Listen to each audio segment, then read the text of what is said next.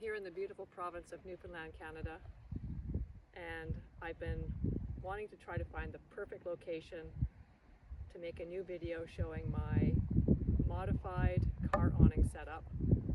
And what I've done is I've modified how the pole works and the materials that the pole is made of. And I think that this is a beautiful location to show you what I've come up with. Cape Bonavista, doesn't get any better than this camping spot right on the cliffs of Newfoundland. So stay tuned and I will show you what I've come up with. This is the key part of my new system. In my other video, a few people commented about using electric metal tubing, EMT. I'm not an electrician, I don't know this stuff. I went and looked at it, considered it, and it's pricey, but it's really thick, and I thought it would be hard to drill. But it got me thinking about other kinds of metal tubing, and some of my Google searches took me to closet rod. And this is absolutely perfect because it's light but stiff, doesn't require any kind of reinforcement on the inside like the PVC tubing does, and it comes in all kinds of different lengths so that you can choose the length that's appropriate for your tarp. And I'm really pleased with this setup. Easy to put together, easy to mount, and strong. This is what I've come up with. So my tarp is 2 meters wide, and this is a length of closet rod that is 72 to 130 inches. And I thought that would be crazy long, but it actually works out that it's quite suited for this application because that extra length gives me the ability to have a nice long overlap in the middle of the pole between my roof rack mounts, and that makes that one long gap between the roof racks really strong because you've got a double layer of pole. This is the two poles put together. Now what I did in my basement was I measured where the first mount for the tarp would go. It's here. And then measured the middle one and drilled the holes for that. And then I brought it outside and figured out where my roof rack bar would go. And I wanted to try to have this middle one kind of as far back as possible relative to the front bar, so that, you'll see this in a second, right here is where the poles overlap. So from here all the way to here, it's probably about 14 or 15 inches is pole overlap, which gives this part a lot of strength. And then this is the mount for the front roof rack. And then there's the mount for the other end of the tarp. This will show you how I created the mounts for the tarp. The grommets of the tarp literally just slide right on top of these. So I drilled a hole all the way through the closet rod and have a washer here and then one of those plastic lock nuts. And I think this was a 2.5 inch, 1/4 inch by 20 bolt.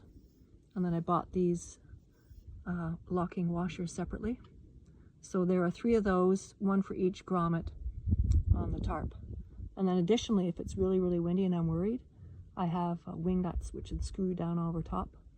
But the way that it's set up is that these are angled back towards the roof. So there's a little bit of fabric that kind of comes around, and you'll see that when I mount it. And this is what I did for the mount points for the bars.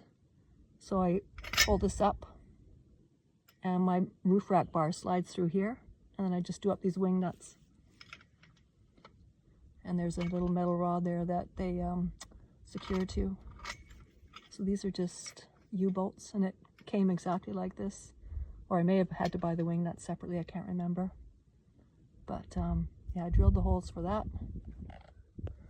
And you notice I've got green wrapped around this one. This is just so that I know that green means left, as in the marine world, and I always mount this on the passenger side of my car, so that means it's to the rear. Now I'll show you how I mount this on. And here we go. Pieces are together.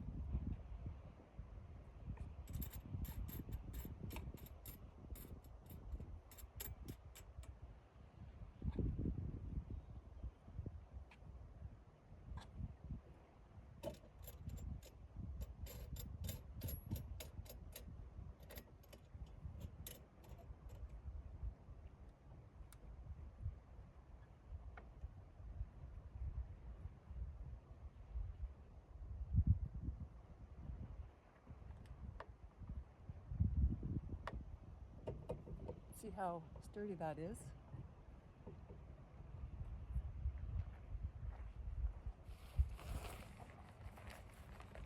Now I'm showing you how I put on the tarp and how quick it is.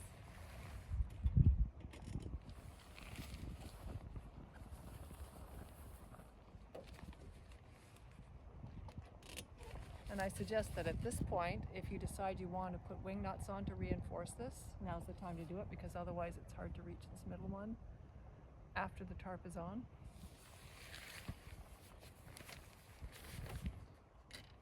There, now the tarp is on. It's fairly sturdy. Here we are now with the tarp fully set up. I decided to spare you the comedy that it would have been to see me try to pound stakes into the ground here on this land that is commonly known as the Rock, for good reason. But I always bring just 2 telescoping poles. Here they are. And that way I can set them up in the middle as I've done here. I can set them up down at the ends. I can change the heights of them depending on the rain and the wind so that I can have water sloped away from me. And covers my back door. Now, something to consider here is the fact that the U-bolt is sitting on top like this. I did it like this because if I have it the other way around, then if this is on top, then this is a really sharp surface for the tarp to be sitting on. If I have the bar underneath the roof rack, then it means that there are gaps in how the tarp sits, and rain and wind can get in there. So the only vulnerable spot is just this little crossbar here. So you can always put another piece of metal here and have 2 or 3 of them to make this a little bit stronger.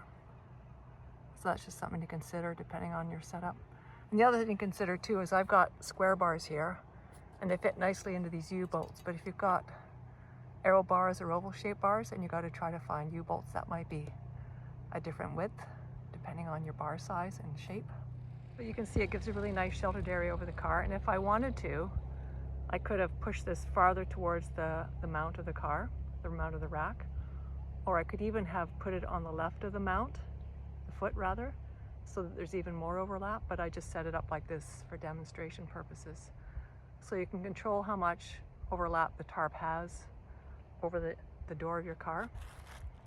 And you can see how nicely the tarp is tensioned onto that bolt. And there is some wrap around the bar, and you can change how much or little that you have on yours if you want.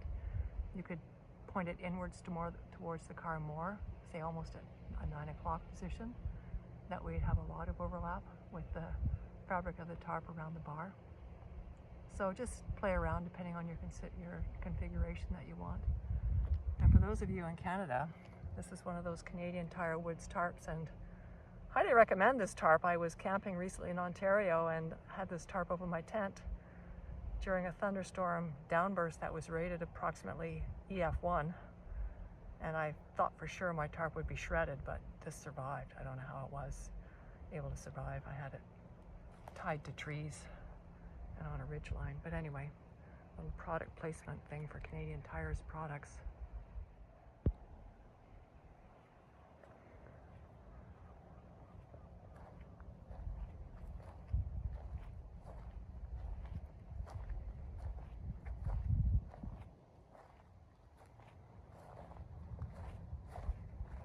Oh, ground is uneven here.